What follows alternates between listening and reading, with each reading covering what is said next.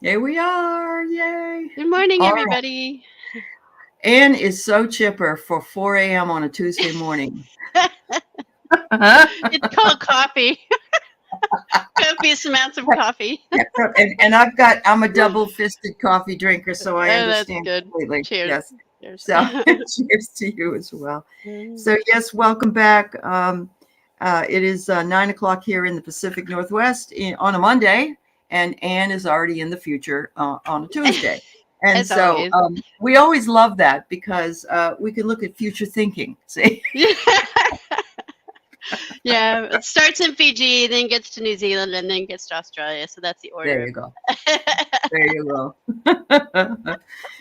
So, Cool. for those of you familiar with our show or not familiar with our show, I guess, I just want to say that we are talking about things that, from two perspectives, we look at the spiritual and we look at the academic or the intellectual, because both Anne and I are spiritual academics. That's what we consider ourselves to be. So, Yep. Dr. Ann has it's an EDD, which is a doctorate in In education. education. Yeah. Mhm. And Yep. lives and works in New Zealand. She was originally American, coming from Yeah. California, and is Yep. coming back to visit. Yay! Um, Yay. and I, as you well know, Professor Aley, 25 years in higher education, but ready to move along at some Well, point. and I think there's something said in that. Besides being ready for retirement and that kind of thing, I think the system is also kind of pushing a It's lot of moving. the tried It true is pushing. academics out because the system's changed so much. That's And right. that will tie into our discussion today for sure. Absolutely. Mm. So we have to be very fair because I was telling Ann there's a couple of terms we're going to use and explain, but we have to be very fair as well because uh, we'll be discussing things like the American Disabilities Act, which is a fabulous act for people who are in need of that, for young and for old.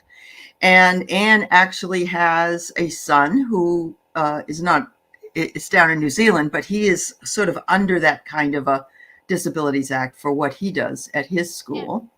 Yep. And we want to talk about that, but we also want to talk about the difference between that and entitlements. And because there are some people that have a disability and should be given disability treatment with the college or the school that they're in, but then there are others who kind of push that out and believe they're entitled to more than what it is that they qualify for. Let's put it that way. Yep. Yeah, for sure. So, yes. So, Sherry, I know we are very thankful for the ADA. I am as well because I also need an accommodation for my fibro when I have a bad time. And hi, Andrea. I know it's right up your alley because you've worked with uh, some of the mentally handicapped students in the past, and probably even now. Lottie, Gina, it's good to see you. Nancy. Mm. Who else is here that I missed? And may I also add Allie and everyone here and all Mhm. the teachers and official, whether or not if your mother you're a teacher, it doesn't matter. I come from a long line of teachers. My sister, she just retired, but she was for 30 plus years a special needs teacher in high school Mhm. in the States. My mother was a teacher, my aunt, my grandfather, my grandmother. Oh my goodness! Wow. We're It's kind of wrapped up in our DNA somehow. And I'm sure some of you know what I mean. But I remember my Uh-huh. first day going to teach because I taught in high school and middle school before I went on to get my doctorate and things. I Mhm. knew I found my people. Right. Right. Right. As soon as you walk Yeah. into the room, you're like, oh, these Yeah. people. They Yeah. understand you. Yeah. Yeah, exactly. Absolutely. Mm. Yeah. Anyway. And for me, it was a passion and what I had wanted to do when I was actually in high school. I used to go out once a month, and they did this thing called Future Teachers of America. So I was a freshman in high school. I started Oh, teaching, cool. and then life got in the way, and I became a banker, and I didn't finish my education, and so finally in '99 is when I picked up finally doing what I really wanted to do, which was to be a professor. So, yeah, it is a calling, very much so. Just like Yeah. spirituality is also a calling, I think. Yes. You're called to it, and it matters it to you. and you want to integrate that. I'm going to tell a short story about that in a second. Hi, Diana. I'm glad you're Hi, here. Diana. Hi, Yeah, Shari. Hey, yeah. Hi, everybody. It's everybody. so nice that you're So all here. Thank I you. know, isn't it great? Thank you for Love it. being here. Yeah. So I was trying to not escalate, but make a little more money. And in order to do that, I had to go through this whole long process because I'm not a full-time faculty. So in order to do that, I had to assess myself, have someone else assess me, do all these questions and all these other things. And every time I sent it to the dean for approval, she didn't really know. This isn't what we want. No. And she said, I'll work with you on it. Let's talk about it. And she brought up some really good, she was a great administrator because she led me out, which is what education is all about anyway, leading out. And finally, she said, what is it that you're holding back? And I said, I don't know. I guess it's that I'm a Buddhist and I don't feel like saying it because I don't feel comfortable talking about myself and how wonderful I am as a teacher. And I just don't. I don't like that. Okay, you got it. So now, she said, but that's what makes you a good teacher because you are a Buddhist, so you can see other sides of the. Who knew? I thought it was going to be a thing that wasn't any good because they didn't want me to talk about it or be that thing. And it ended up being my strongest part. So for me to be a spiritual academic really came full circle in that conversation. And I was able to change my writing and pass it in and get approved. So you never know. You never know. Yeah, that's true. Yeah. That's amazing. Yeah. Uh-huh. Yeah. Cool. So, Sherry, you were in that group in high school. Your best friends were all in it, and they wanted you to go on trips with them. And look who ends up working in academia. Sherry does because she's she administrative assistant Yeah. at the university. Yes. Yeah. Funny how that works, eh? Yeah, you got it one way or another. Yeah, absolutely. Hi, Nancy. Hi, Nancy. It's good to see you. It's so cool to see you all. I was talking with Anne about this, and she came up with this word. And is this a New Zealand word? Yes, it's actually a worldwide word, and I actually looked it up too, because like the etymology of words. Okay, so etymology is one of those words that you would earn a quarter for. If you used a big word with your parents. Yeah. But it means the origin of the word, right? And it's Latin, and it means he who is sick or she who is sick. So that's the word they use in universities here, Aegrotat. And it sounds like a really horrible Latin word, Aegrotat, Aegrotat, and it sounds very non-English, and it's not because it's Latin. And that's the word that they use for compassionate consideration for people here in New Zealand, Australia, and also in the UK. So I think it's kind of a colonial university hangover word. But so Agrotat. And it's like the first time I hear it, I'm like, what on God's green earth is that word? Yeah. And you sent it to me, and I had never heard it. I had never heard that word. Yeah, me neither. Yeah. But that's what it's now that I know what it means. It's like, oh, duh. So it's like granting permission for somebody to turn in their assessments or their test slate, right? So as you all know, any of you teachers out there, you plan for your semester or for your school year. You go through and look at your key assessment points. You look at how you scaffold or you work people up through tasks that are thematic that lead to that assessment or test point. Okay, so and if a student and you have a deadline date at universities, right? It's due on this day. Well, you can give grounds for Agrotat or for compassionate consideration for those students to turn it in later. Okay, I get it. That's fine. If there are reasons, but I'm going to step back a minute. There's two things here. There's the administrative load on the instructors. If you have 1,000 students, think about the percentage of students that you might have that need Agrotat or compassionate grounds. Yeah. Which could be up to 10, 15, 20. And during COVID times, I was doing some research on this yesterday. It was everyone. I mean, it was everybody. And what's stopping them from taking this test or these different versions of the tests with randomized questions or whatever you're doing to try to make it different, even though the questions are the same. What's going to stop them from cheating, So it puts a lot of load on the teaching teams or the instructors. Sure. And so when the question is, and forgive me, Aley, it's like, okay, when is it really a need for the student versus an unplanned need? Or, what is that fine gray line? What's the fine line? Yeah. If that they're kind of taking the mickey out of the whole situation, for lack of a better term. And I agree. Well, here in the United States, I will get letters of accommodation before my term starts.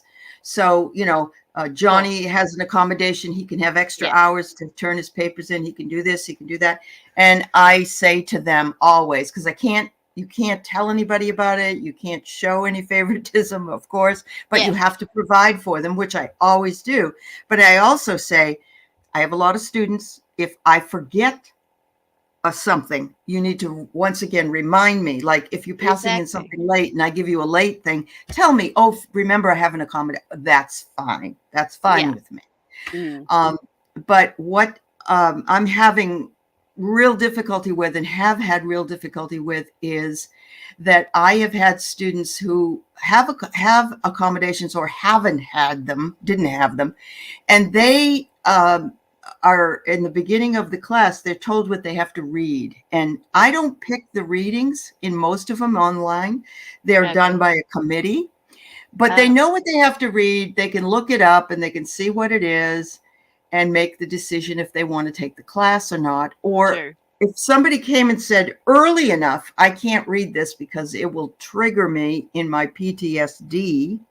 I need another one. But I've had people actually at the very end of the course say, you're supposed to compare the 3 books read, and they didn't read 2 of them because they triggered them. And they never told me that was a problem. And now they want me to accommodate them for that triggering issue. So that's a little bit about what I'm having a difficult time with. Go ahead. And didn't you tell me too, Aley, that you get the students to sign a kind of a learning contract at the beginning of the course, so they're supposed to read all those terms and agree to the way and norms that they're supposed to behave, including giving you enough leeway for accommodation. Well, it is. I've never thought of it as a contract until recently, and somebody said, this is a contract between me and you, the student.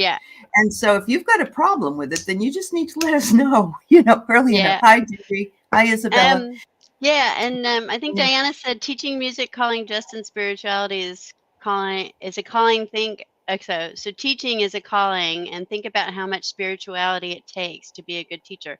Oh my gosh, you're so right in that, because there are so many times that you get the hair standing on the back of your neck, saying, "Where this doesn't sound right." When I've had, for example, students whose writing was clearly not English as a first language all the way through, so I had evidence all the way through, and then something was submitted to me that was not in their voice, their writing voice at all, and it was totally cheating. So we had to go through a dispute situation on that. You have to be so careful. You do. And that's where, so you can use curriculum design to kind of take care of it. Prevent but you can't or take individualize it. That's especially when you get to large numbers. Large numbers, it's insane. That's why they lean into those multiple choice tests. And for me, because I'm a humanities-based person, a lot of the sciences and STEM, science, technology, engineering, mathematics courses, they all lean into multiple choice, because they can be randomized, a quick way to test the masses. But really, what are you teaching in the end? Are you teaching how to do a test? How to do it analytically? Or teaching them on, take it a step further besides how to do a test. Are you teaching them on absence of knowledge? Because that's what you're marking them on. Right. Absolutely. So where's the learning in that? Where's the learning in that? Yeah. I think it's wonderful, Andrea, that your son is working with UMass Amherst for students on the spectrum. We've seen so much more of that, and Anne's got one of those. We've got neurodiversity in my family. Woohoo! What is it? My household is certainly unique and fun, and anytime you're over here, will come on over. Guarantee you it'll be full of laughs. That's right. And yes, I've read Howard Gardner, A New Way of Assessing Intellect. And I also take into consideration that everybody's got a different learning style, whether they are having a disability or not. some are auditory learners, some are visual learners, some are Mm-hmm. kinesiology learners. So there's a lot that teachers have to do. I don't even think people really realize. I really don't think that many people realize There's the also there's also an article that was released in '92 that actually refutes learning styles. It was kind of a quantitative wow. yeah, and I forgot this came up actually like last week or the week before at my work, and I'm like, Okay. oh, okay, yeah. But Yeah. this is actually an associate professor. So in New Zealand, you aren't automatically considered a professor. It's something you have to prove and earn. It's like a Right. job title. So to Sure. get to professor level, that means you're tenured. So Sure. anybody who starts teaching as a doctor, then you go into senior lecturer, then you go into associate. So these are job titles with pay rates. So I you get have it. to actually be like the Yeah. uber most fabulous publisher. I don't think I'll ever get there. That's the thing and community colleges here don't require that, although they Yeah. want you to have a lot of other things that you do, like maybe Yeah. research or whatever. But that Yeah. was one of the things. You can't get a full-time job unless you are published, usually. Yeah. Yeah. Yeah. Yeah. It's tough. Yeah. It Puts a is lot of tough. pressure on it. That's a whole other topic, but it is an important one because there are those of us who teach the way I do, I guess, in other words, associate or adjunct, and we just love to teach. That's what we Yeah. do. We're not Yeah. really that interested in writing a book about it or whatever. Yeah. And I think that there's a need for that. But all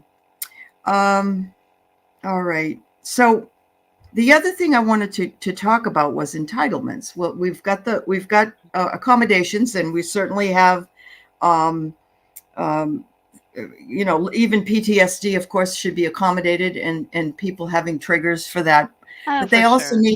they also need to take their power, and this is where I feel there's a problem with the power or the empowering of our students, because what I've seen in the last 20 years is less and less power from the student for their own success, and more hovering.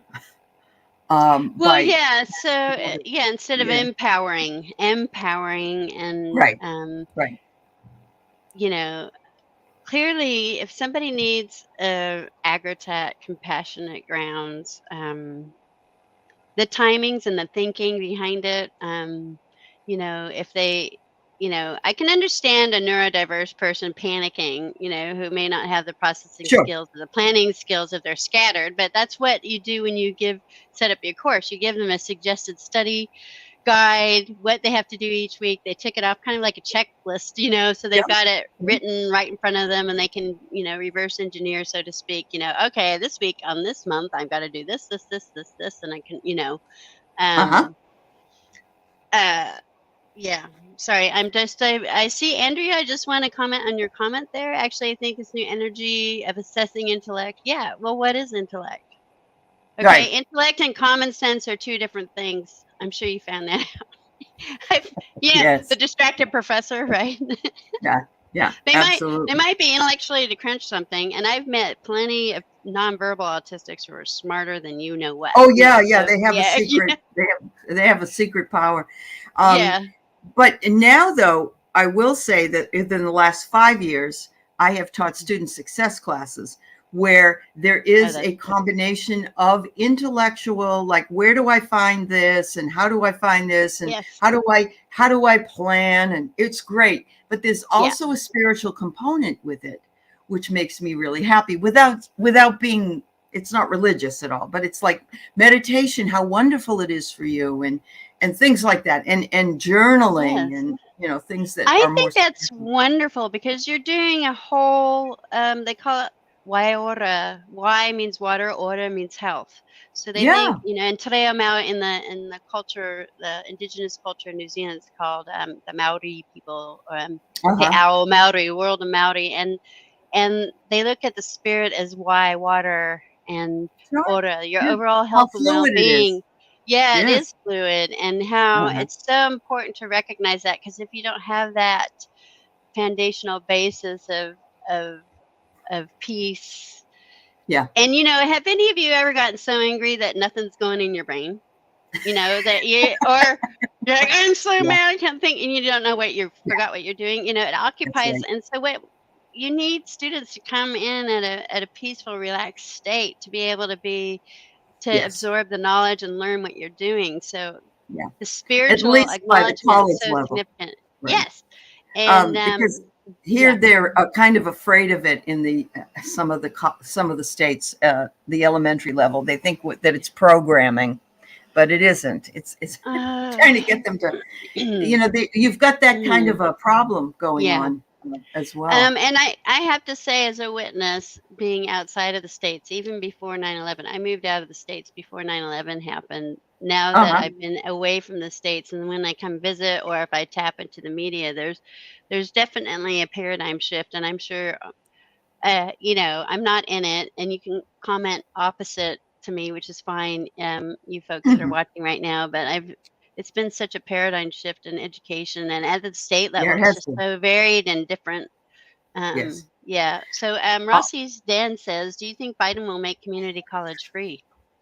I hope so. I'm one of those. I think he I would if he yeah, could. He will if he can, because yeah. I think there's so much against um, anything that he wants right now from the opposing party that it makes it really difficult to determine whether it will get passed unless if we get a full Democratic Congress, maybe, I think he would love Yeah. to see that because his wife is a community college professor. She's So got an makes, EdD like me. She's got her degree. yeah, We have the same degree, Jill Biden and I. Well, I don't know what she studied, but yeah, yeah, I same. know. Yeah. Yeah. No, I So know. that's And cool. she's wondering. She's still teaching while she's the first lady. So you know that she's Good for got that her. compassion and Imagine going promise. to her class with those Secret Service dudes in there. I think probably at this point it's online, but yeah, I know that Yeah. would be funny. That would be quite funny. That'd be I like, just oh, wanted to ask hi. her a question, leave me alone. Yeah. Yeah, they're like, don't put your hands up. Okay, sorry.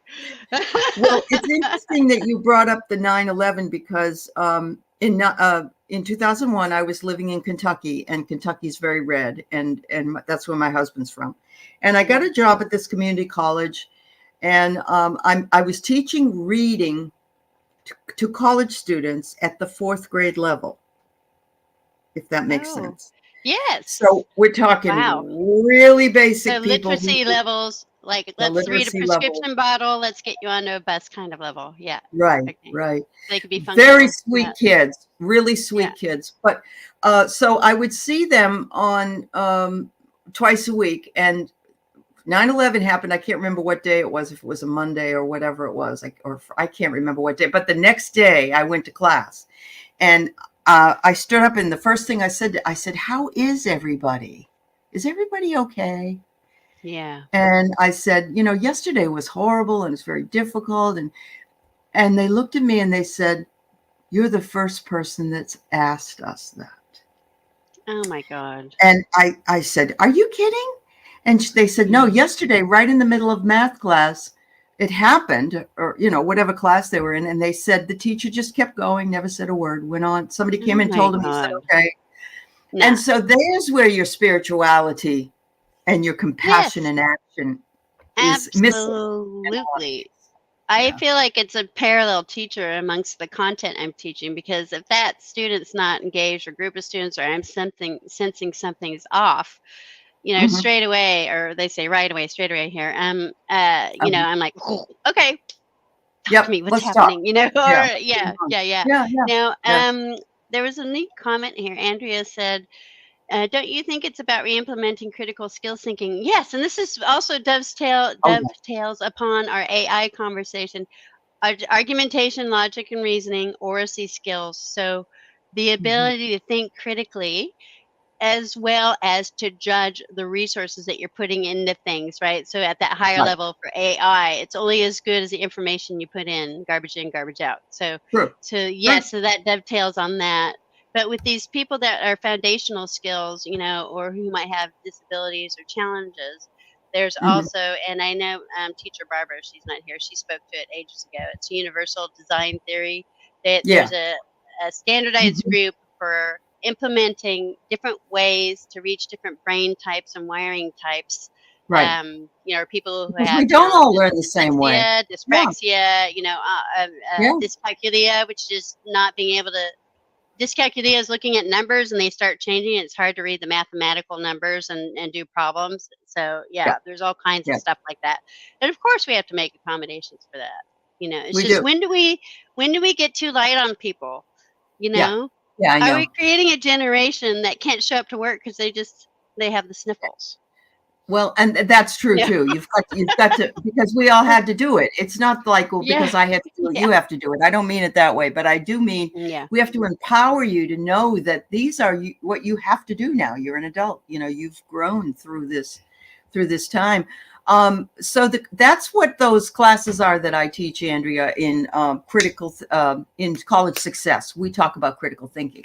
We talk about how we, how to assess something and how to look at something and how to think for yourself and not, and they take a little test to see if they think for themselves or if they're swayed by other people more so.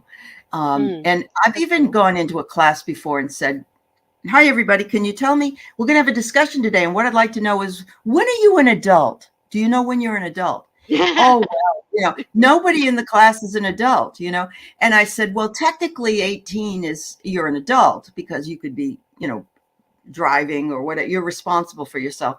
But I said, some of us don't feel like that until we're like 30 or even older. It can happen. But we have to learn that we've gone from being coddled over here by the high school system in some cases that passes people that haven't done a damn thing, or they've gone the whole term and then passed everything in the last day.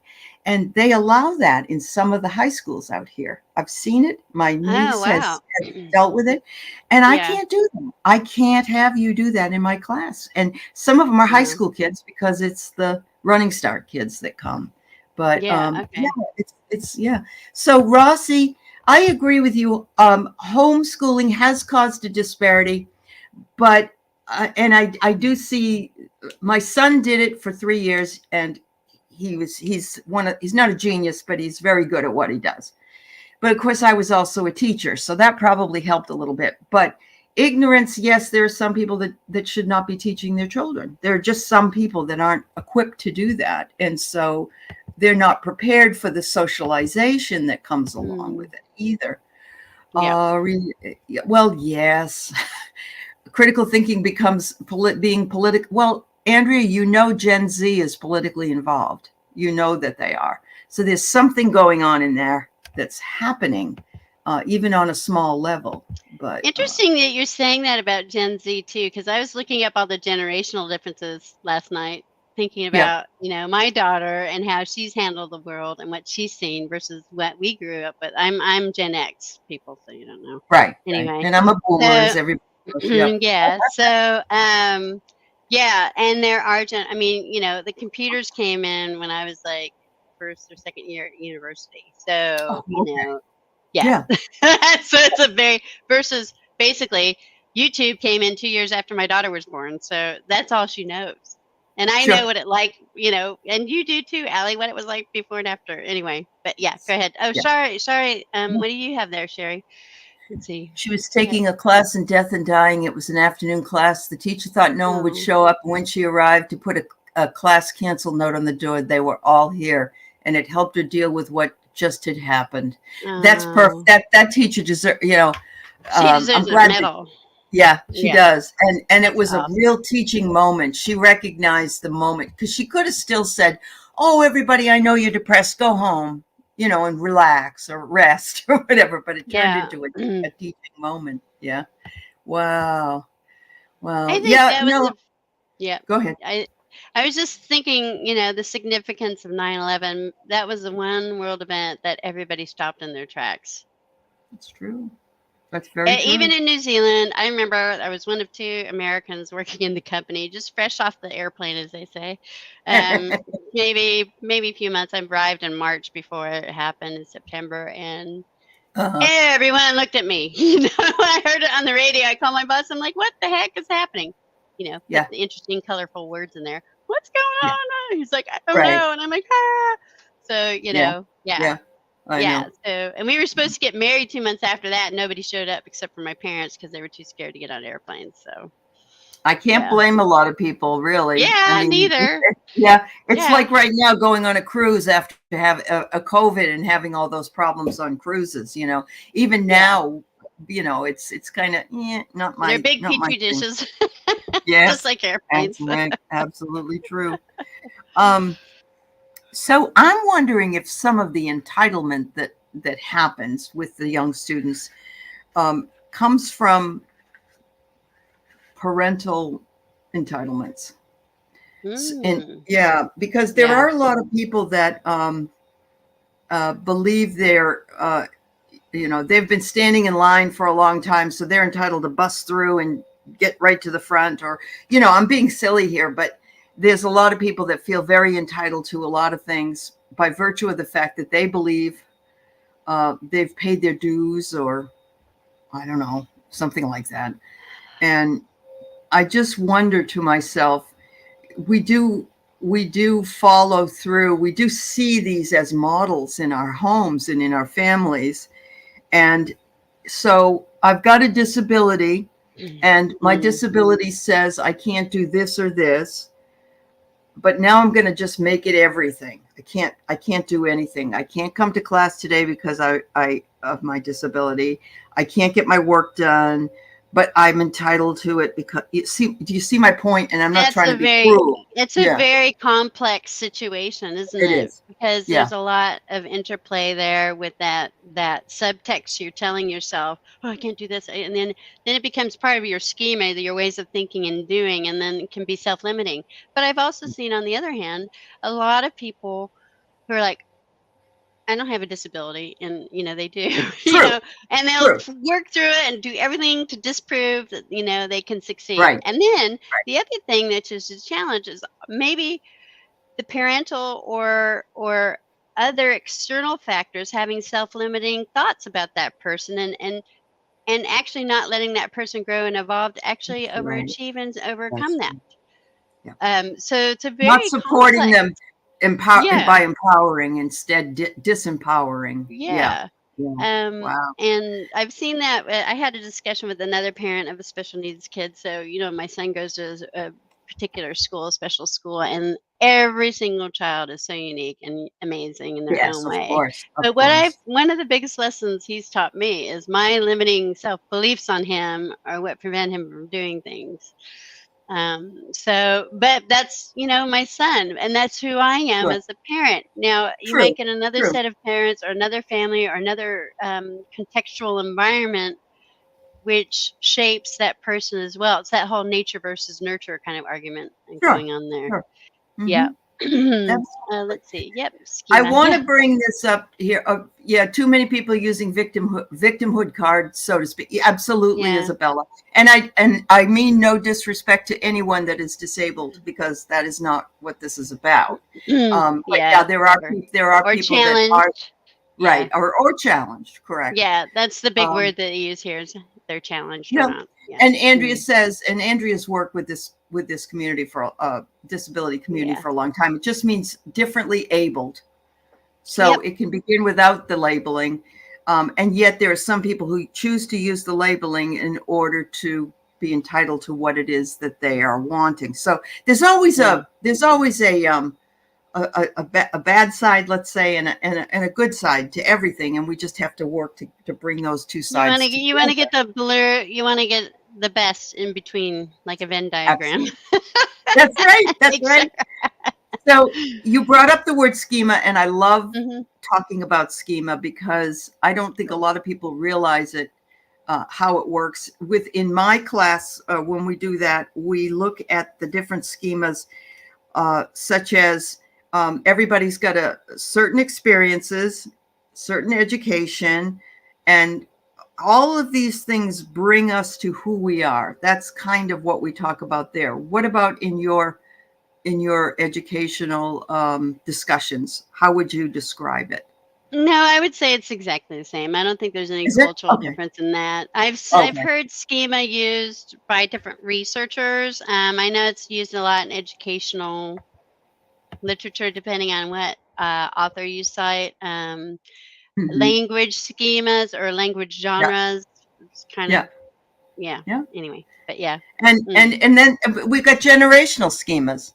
That's why, Yes. for some of us that are older, we may say something not intending for it to be malicious, let's say, but it is old paradigm. And like I will say all the time when I go into my class or have my class and I go, "Hi guys, how are you?" And then I go, "Oh, well, I know you're not all guys. There's 2 girls in the class and there's a guy." And then you get the he, she, they, them thing. And I said, "Please understand, I'm just using the lingo, but I'm not meaning to disempower offend or anybody. Label anybody." Yeah, absolutely. Yeah. Yeah, I think, you know what is, I think everyone just, there's this real need to have a voice now, even more so.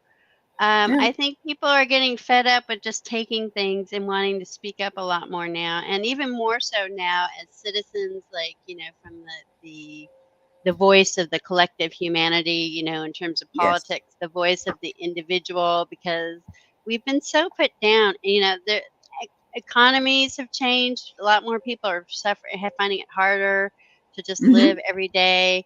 Get just basic health care is an issue, and it's so cost prohibitive. I know in the States here, we've got more socialized medicine, but it still costs. But if you're sick and show up to a hospital, you aren't stuck with a $30,000 bill. Right. At all. It shouldn't put you in debt for the rest of your life. No, you should have a foundational basis to take care of everybody in society across the board, Sure.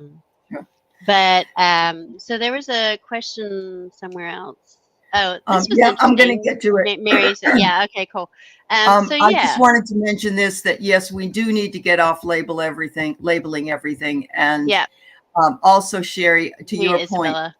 point, absolutely. What's really funny is not funny, but there was a girl that had a handicap, and I have a handicap thing.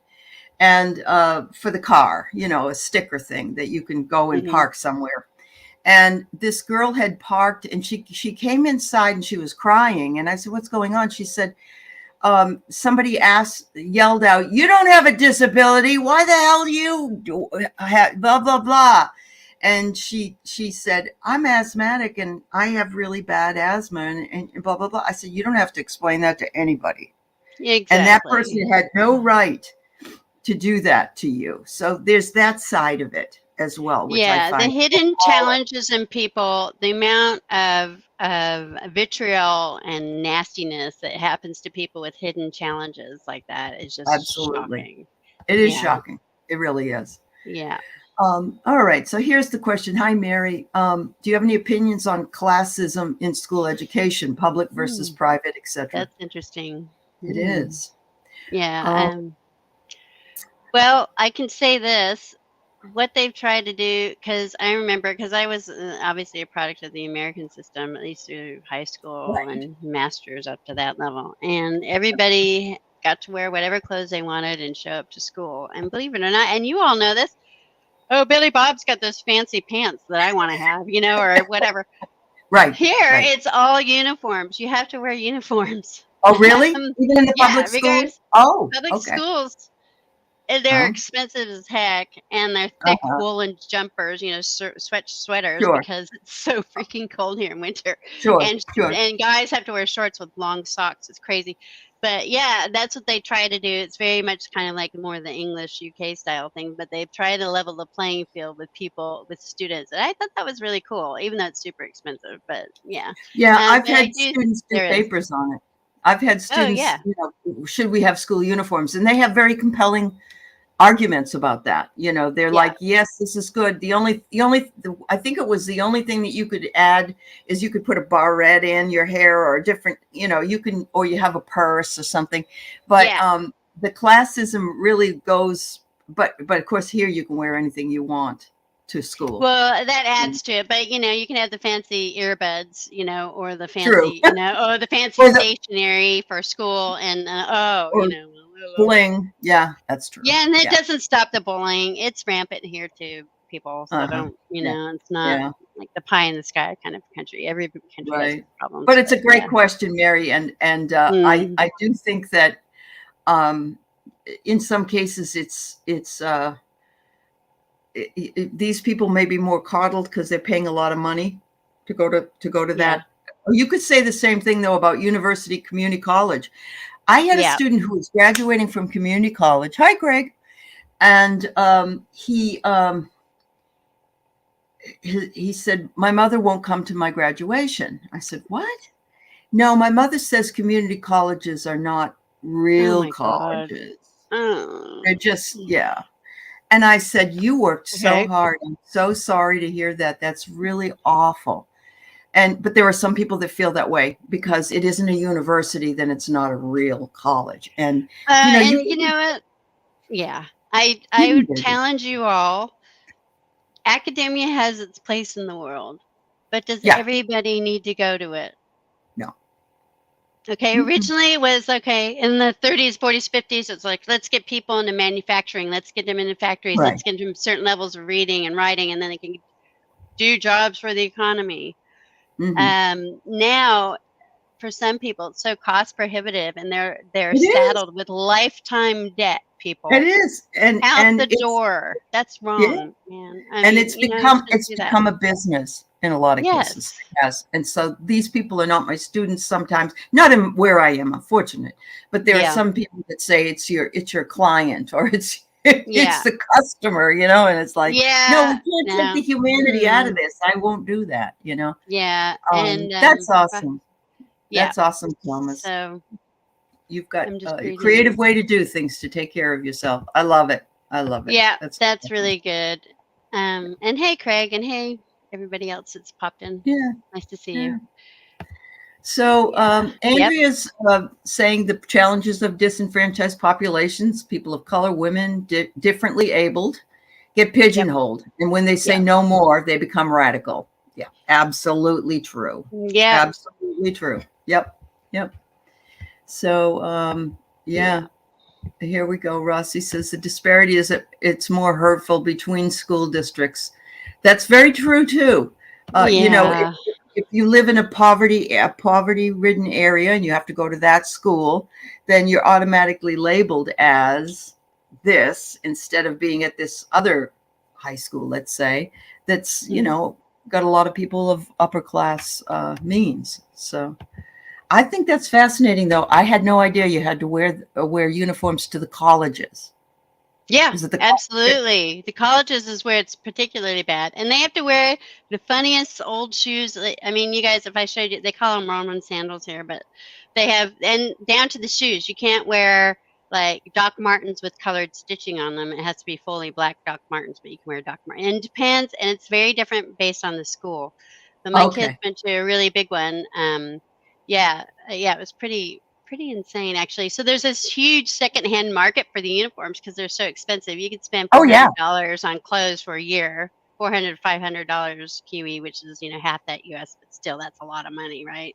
And the other weird thing is you have to provide all of your written materials and stationery and learning books. You have to buy them for your students, and they take them to school. You aren't given textbooks. You aren't giving them here either, though. Yeah. It used to be in the olden days when I was there, they gave us textbooks, but that was a long time ago. Well, now I tend to use resources that are online for them free. And save them a lot of money because the markup on the textbooks was unbelievably high. Which is sad because I do love pages and reading pages. But what was it? There was a comment that I wanted to comment on about just a minute. Disparity. Yeah, so I think you spoke to that point for Rossi's Den. The disparity that is more hurtful is in between, and it's universal. They have a decimal system here, and they rate schools, and it's based on the tax base, right, or the rates they call it here. So same thing. And I remember in California there was a big in the 70s. This is dating me because that's where I'm from, is California. Proposition 10, which took a lot of money away from the schools, and my parents were up in arms about the whole thing. So and there's always been a tension between the tax base and where the money should go and whatever. But I do think it's really important to make sure that people can get to adults without being saddled with debt, so they can be contributing members however they want to of society.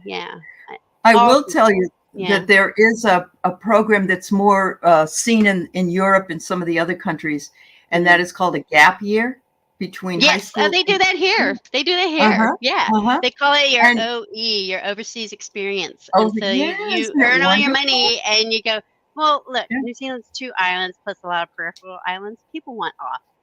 They're Yeah, bored of with it. course. Go So to they, Europe and and they see all this cool stuff. backpack. Well, let's go to Europe. Sure. Yeah, Uh-huh. 27 hours later on an airplane ride. Oh my gosh. Right. Anyway, but yeah, So that's what yeah, they do here.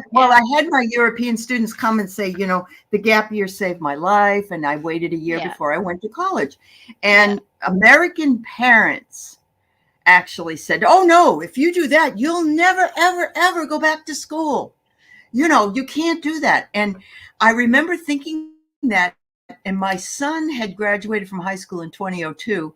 And he said, "I don't want to go to college right now. I'm worn out. I just need a break." And I said, "All right, Yep. but you've got to work." So he got a job at a gas station, pumping gas.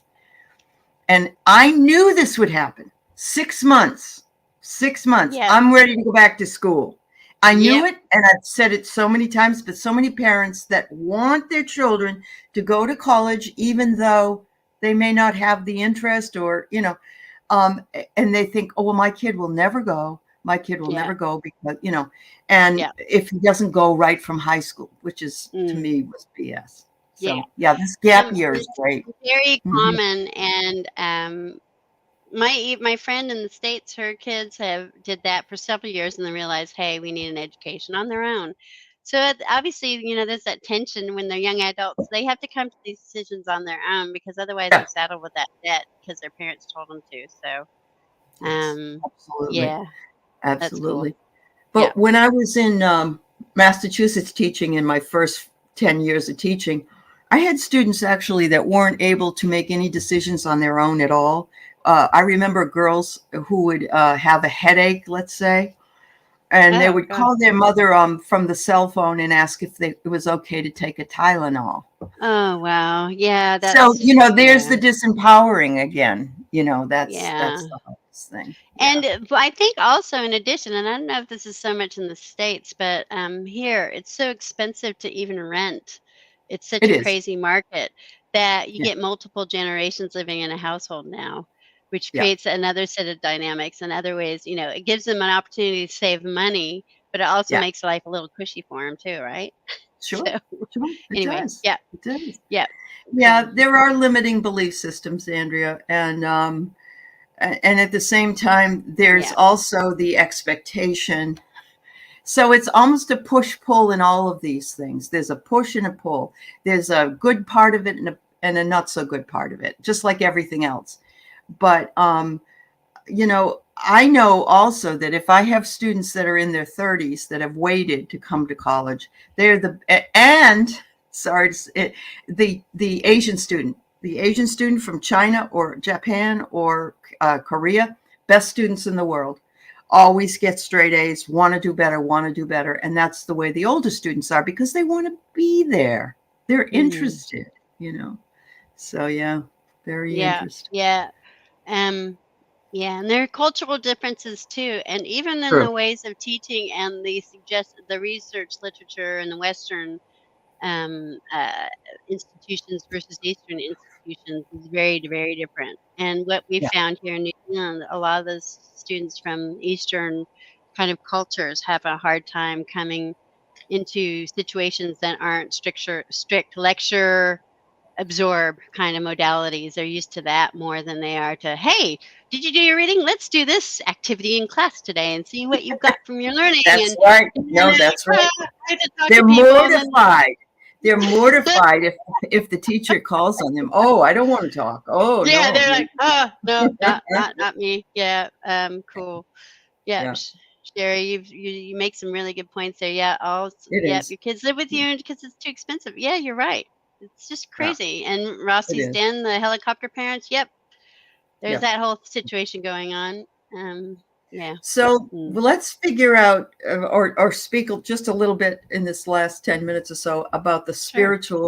spiritual side of all Absolutely. of this. Yeah. Please do. Yes. Because I Mm. think that it's important. We have to deal within the parameters of what it is that we're we're working, and whether that's good or bad, or, you know, not what we would rather have, right? Yes. Yeah. Yes. And so, you know, there is something to be said about understanding from a spiritual level what it is that makes people feel they are entitled to something, and psychologically. And the only thing I can think of is that they feel like they don't have any attention, or they don't have anyone that supports them. I'm feeling it's a support issue. Do you think that's probably true? I think it's either over or under support. I think it's fear/control. Like, I don't have control of my life, so I deserve this. You know, instead of like, you know what I mean? So we have to recognize that that's an issue. And, you know, I'm perfectly amenable to talking with people that I'll say to them, please reach out to me. But some of them are afraid of teachers, interestingly enough. Yeah, it's the whole power play. The whole power play. Me? Yeah. You're afraid of me? No, don't be afraid of me. I'm just a person, you know. Yeah. So, yeah.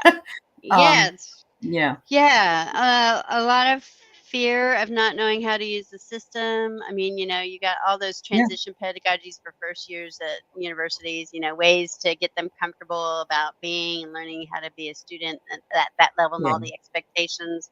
But I do think fear, people like the helicopter parents, you know, my child deserves everything, you know, and I'm going to do it because they can't do it. There's a lot of fear and control going on there, for whatever that's worth. And entitlement. I've had a parent write me and say, my son isn't going to read the book that you have chosen for this class. And I remember talking to the chair, and she said, you don't even have to answer the parent. Because you're not involved with it. That's not enrolled. That person's not enrolled. That's right. Yeah. They aren't paying the tuition. Well, they might be, but you know, but they aren't the student that's enrolled anyway. That's right. That's right. Yeah. There's a fine line where you have to sort of, that's the hardest part, I think, of being a parent is you know, you want to have the roots, but you got to give them the wings. And so this is something I think that needs to be done, you know, at least by 18 for people to be able to go away to school and feel somewhat autonomous and not have to be dependent upon the opinions and the ideas. I had one student once who came in, she was older, and she said her dad found out that they were talking about, this was a while ago, but we were talking about the white man's burden, or the white, in other words, white supremacy, basically, but not in those terms. And she said, my father says there is no such thing. He's earned everything that he ever made. And she said, and she rolled her eyes and she said, I'm just not going to tell him anymore. But now we're dealing with it as in a reality where there are some states here, at least in the United States, where you can't talk about that anymore. And that to me is very scary. That's scary. Okay, so there's a famous author, Paulo Freire, Friere, and he talks about the voices of humanity. And he's, you know, the greater dialogue of society. And he was very socialist in his writings. I know that scares some people. I'm not here to scare anybody, but you've got to entertain all opinions to be able to form your own, right? And in a critical way. Right. That's where the critical thinking comes that Andrea was talking about, and we've been talking about, right? The minute that you stop allowing dialogue, whether you agree with it or not, then we're on a very slippery slope in a very dangerous situation. And we know what happened in World War II because that happened. And then they started killing intellectuals, all the lecturers and professors, right? And they started killing the people. And that's what Ron wants to do in Florida. He wants to get rid of all the liberal people. So, you know, pretty scary. And some people have ever been told no. You're right. Yeah. Failure is just another way of learning. You know, there is no failure. And hi, Green Mountain Mystic. It's nice to see you. Thomas says he gets sick of, it's my God-given right to do this. Oh God! It's our God-given right to not do it. But then you also know when you engage with somebody like that, how you know, even the point, whatever happened to agree to disagree? Right. Whatever Oh, it's happened gone with out that? the window. Yeah. That's a key part of social dialogue, It is. in my view. If you don't have that, you know, okay, that's their opinion, I can go do my thing, you know? I mean, what? So Yeah. then it gets into being moralistic and ethical versus just an opinion. Correct. Yeah. Yep. In addiction systems and recovery, we talk about filling the God hole with things, people, and places, and filling that spiritual hole with money, property. Absolutely, Andrea. It's what we do so we don't have to look at that side of ourselves or something that we fill it with whatever takes us away from that. I unfortunately have a stepson that's an alcoholic, and he fills all the things in his life that he's missing with alcohol, and you can't do anything about it. He's just never going to, unless he does something about it. But it's very, very sad, and it should have been addressed many, many years ago, but it wasn't. So anyway. Yeah, that's a really good point. All right. Well, we got about 4 minutes left here, but yeah, I'm glad we got a chance to talk about this. Thank you so much, Anne, especially for getting up at 3:30 in the morning and being here with us at 4 o'clock. Again, this has nothing to do with any slamming of ADA or certainly not. I wanted to just make sure of that because people need to be accommodated when they're differently abled, and there's nothing wrong with that. Actually, I have to tell you that there's a story out there, and it was written by a science fiction author, and it's about a group of people in the future who, instead of being accommodated so that they can be lifted up, what they do is they accommodate these people so they can be equal with these people. So if you're a really smart person, every time you think of something, you automatically get a zap, you know, or if you are really, there are people that have disabilities, you know, they have to wear leg thing, you know, and this person would have to wear leg thing to make, right. Yeah. And it's just the whole idea of it is, instead of empowering, they disempower so that everyone begins to be equal. And it sounds really far-fetched and it sounds crazy, just like a lot of other things, like The Handmaid's Tale did a few years ago. Well, I guess it's trying to get, the thinking is weird, but I do understand the point of trying to get somebody to feel what it's like, to feel, not to think, to feel what it's like in the other person's shoes. And that, if we could get all of humanity to feel what it's like to be in another person's shoes, boy, would we be in a different place. And I think that is what we as teachers, and you don't have to have that as a title. I guarantee everybody here is a teacher in some way. Oh, definitely. That is so incredibly important. Yep, yeah. That's right. If anybody ever wants to read it, it's Harrison Bergeron, a short story by Kurt Vonnegut. Wonderful. And you can find it online. Yeah. Yeah, I'd like to read it. That's really, really good. It's very interesting how, you know, I'd like to read it. Taking something and putting on the shoe on the other foot, so to speak. Yeah. Yep. And you are absolutely right. Empathy is not our strongest trait. No, it really isn't. Yeah.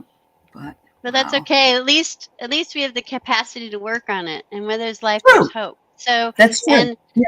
And life is a thing with wings. So if anything, if we've given you any little nugget of thought, or if you have any other cool questions or anything that you think that would be really interesting for us to do, please let us know. I mean, that's what we're here for. That's right. It's a loving, light infused, interesting, open, honest, frank discussion that, you know, we love doing. Aley and I could sit here and talk forever. We see this every session, but you know, we could. I can see it now. Our hair gets longer, you know. That's right.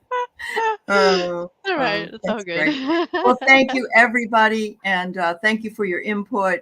Thanks to the Thank you all. moderators. And of course, thanks to you, Dr. Ann. Have a And wonderful thank day at you, work. Professor All Aley. right. Oh yeah, at work. Woohoo! And much Bye-bye. love and light to you all. Thank you so much. Yes. Thank you so much. Okay. Bye-bye.